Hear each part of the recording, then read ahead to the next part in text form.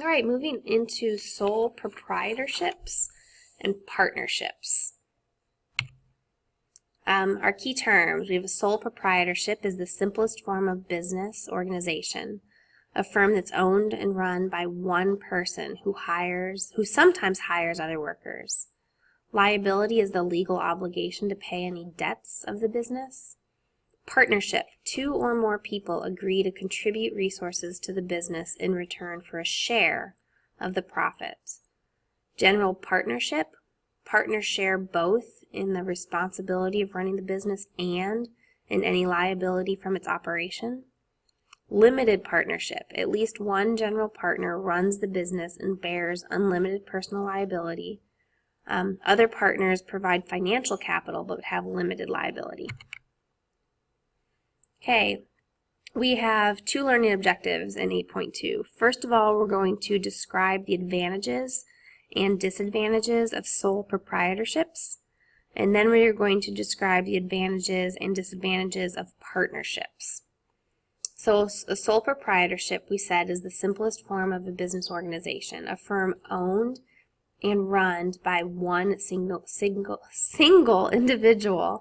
That person earns all the firm's profits and is responsible for all the firm's losses. Some may hire employees, most do not. Most are self-employed. A self-employed person is not considered a hired employee. So who is a sole proprietor? Self-employed plumbers, farmers, hairstylists, truckers, authors, lawyers, dentists, they would all be considered sole proprietors. The proprietor may work at the business full-time all year. They may work at the business part of the year or just part-time. They may have another full-time job as their primary occupation.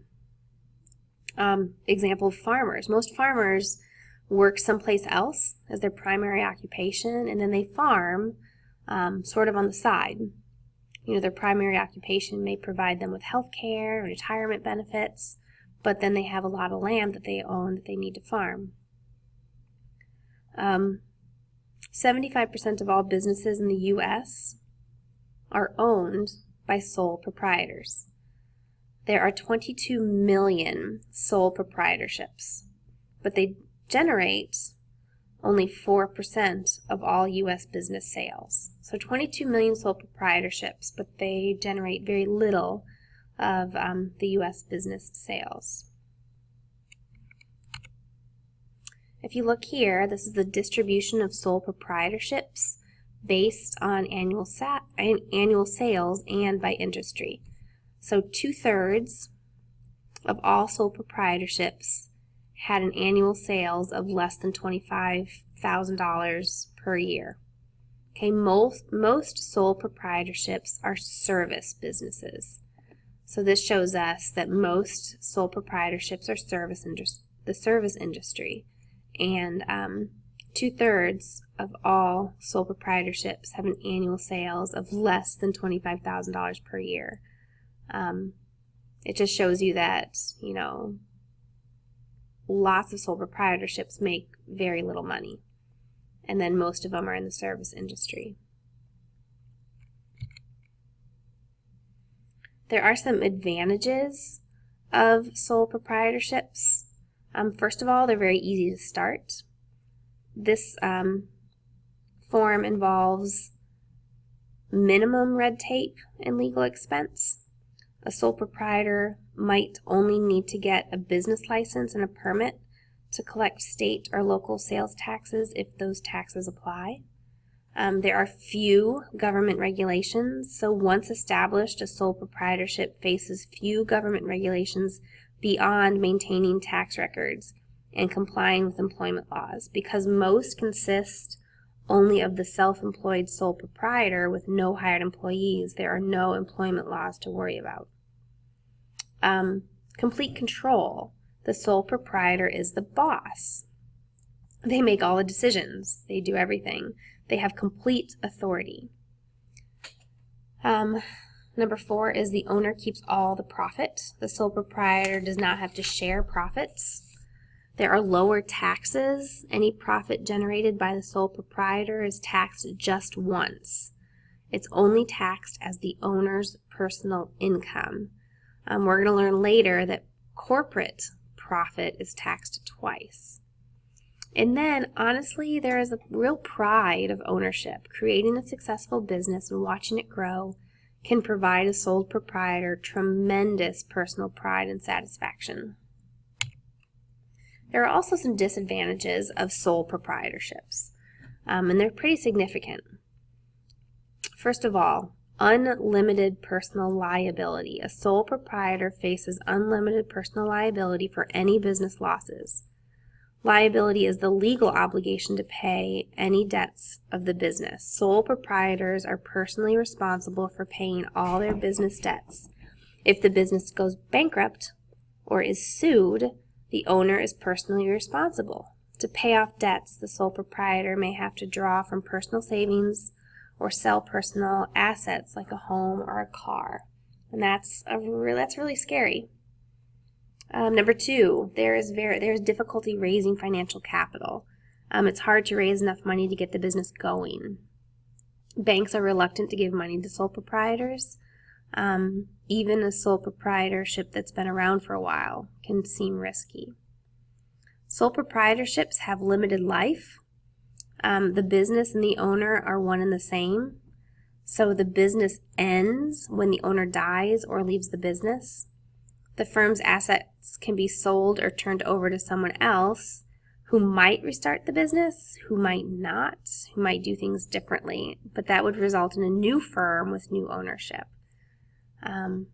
There is difficulty finding and keeping good workers because of the lack of permanence and difficulty raising capital. Sole proprietors have trouble offering workers the job security and opportunity for advancement that is available with larger businesses. Therefore, a sole proprietorship may have difficulty attracting and retaining talented employees. If you think about a sole proprietorship, the company is very small, so people want to be able to climb a corporate ladder, and there's not much opportunity for advancement in a sole proprietorship. There's no benefits. Also, a disadvantage of a sole proprietorship would be the broad responsibility. There's a lot to do. Sole proprietorship has very few people working for it. If it could just be one or two people. And there's just a lot to do within a company for very few people to manage. You have to manage people, maintain financial records, oversee production, order product, order raw materials, ship things out, etc. Usually only the sole proprietor is there to do it. Most can't afford to hire employees. Remember, almost all entrepreneurs start their first business as sole proprietorships. This is no accident. What are some local businesses that likely are organized as sole proprietorships? Categorize the business into industries. So if we just, look around Springdale, there's a lot of local businesses that are probably just sole proprietorship. Shelby Lynn Bakery, down on Emma Street, the Flower Shop around the corner. Trying to think, all the little restaurants that we like to go to at lunchtime. Those are all sole proprietorships, and those are all service industry, which we have right here, service industry. So because almost all entrepreneurs start their first business as a sole proprietorship, it's no accident. There are advantages and disadvantages to start as a sole proprietorship. The advantages of starting a sole proprietorship for new entrepreneurs almost always outweighs any disadvantage. If we just talk about a local bakery, just a mom and pop local bakery, they can make what they want. They can say no to projects if they don't have time. They can, take on extra work if they'd like to. They can work nights, weekends. They're in charge. They can do whatever they would like. So there are many advantages to a sole proprietorship.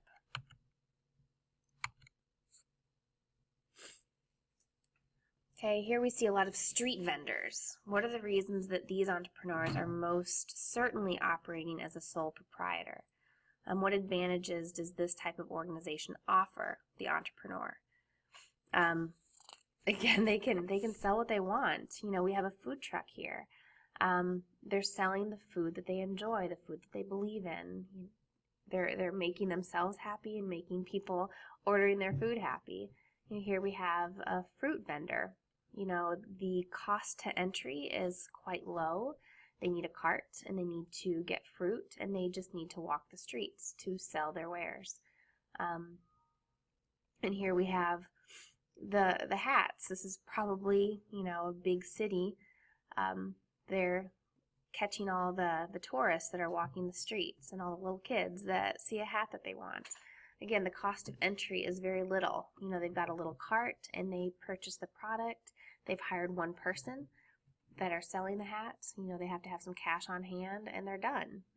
The sole proprietorship works for this type of business. Okay, learning objective 2, a partnership. 2 or more individuals who agree to contribute resources to the business in return for a share of any profit or loss. 1 or more person who is talented at running the business and 1 or more who supplies the money. Another example of Shark Tank. Types of partnerships. We have general partnerships, limited partnerships. Let's talk about general partnerships first. Partners share both in their responsibility for running the business and in any liability arising from its operation. It's usually made from a group of professionals. You have a group of doctors that get together and open an office, a group of lawyers, a group of accountants. That's where we have the professional side of it. They're trained in their field. Limited partnerships. At least one partner must be a general partner, managing the business with unlimited personal liability for the partnership. If you remember, last section we talked about liability. It's the legal obligation to pay debts of the business. So if I read the limited partnership again, at least one partner must be a general partner, managing the business with unlimited personal liability for the partnership.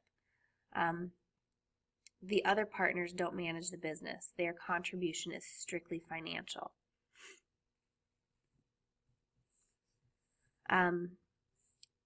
So the most that the other partners can lose is the amount that they've invested in the firm. For example, a limited partner in a real estate business puts up most of the money for a general partner to buy land, divide it into houses, build homes on those lots, and then sell the homes. Because their liability is limited, they are called limited partners. A limited partnership can have many limited partners, but must have at least one general partner. So the general partner is the one that has unlimited personal liability. They could lose, if the company goes under, they could lose all of their personal wealth, their own home, their car, etc.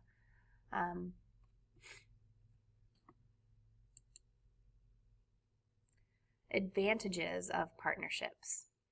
They're easy to start. Partners need only to agree on how to share business responsibilities, profits, and losses. You may need a legal document spelling out each partner's rights and responsibilities. There are few government regulations. Like the sole proprietorship, the partnership must maintain accurate tax records and comply with employment laws.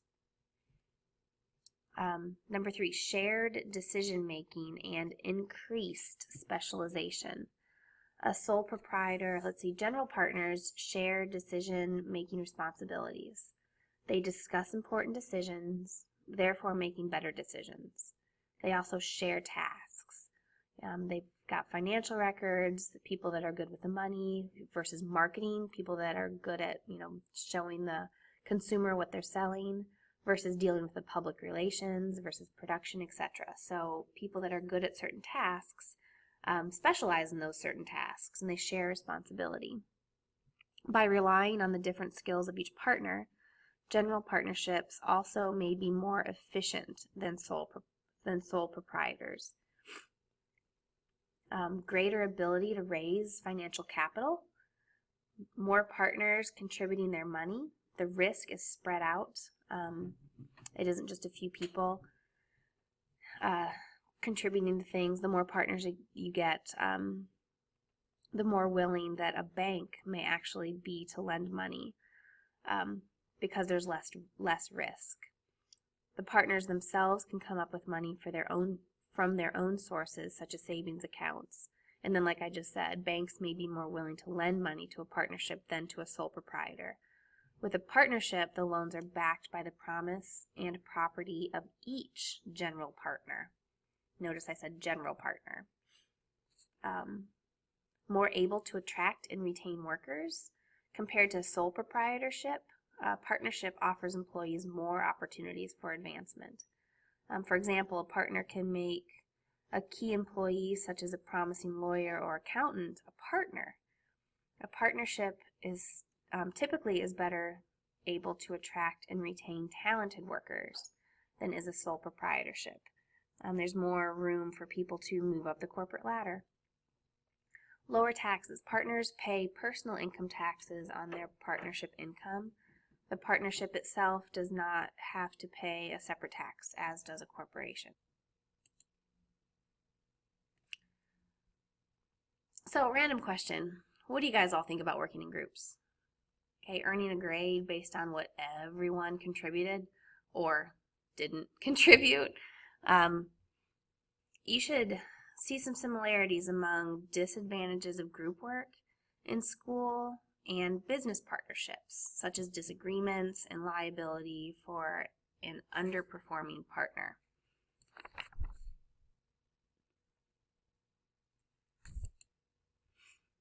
So we have disadvantages of partnerships. There are disadvantages of partnerships. Some of the drawbacks are the same as for sole proprietorships. Unlimited personal liability. So in a general partnership, each partner is personally responsible for paying business debts. If the business fails or is sued, the partners may have to draw from personal savings or sell personal assets, such as a home, to pay debts. This means that one partner could lose everything because of another partner's mistake. In a limited partnership, the limited partners have less liability than the general partners. Their liability is limited to the amount of financial capital they invested. Limited life of the business, a partnership has no life of its own, independent of the partners. The partnership ends when one partner dies or leaves the business. A new partnership can be formed to continue the business, but the transition could be tricky. A partnership might end even if remaining partners would like it to continue. And then partners may disagree. Everyone must reach a consensus for the business to go on. Oops, missed one. So sorry. And then profits must be shared according to the original partnership agreement. This may seem unfair to the partner that brings in the most profit. All right, partnerships are formed by two or more people who agree to share responsibilities and risk in operating the business. The fact that this is the least common of the three major types of business organizations in the U.S. is telling. It could mean, for many entrepreneurs, the disadvantages of this form of business organization outweigh the advantages, at least in comparison to those offered by other forms of business organization entrepreneurs may choose.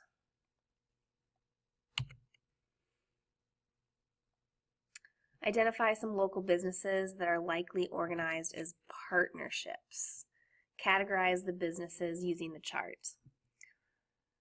The things that come to mind for me would be like, the dentist around the corner. Maybe there's 3 or 4 dentists that work together, or the eye doctor down the street. There's, I think, 3 or 4 eye doctors that are a part of this group that my family goes to. And again, those would be a lot of services. And if you look at the small number of companies that have big annual sales, large annual sales, and most of them actually have very small annual sales. Finance, insurance, real estate makes up a big piece of the pie, a large percentage of the groups. Farming We have construction. There's a lot of people that are in construction. And that's it for today.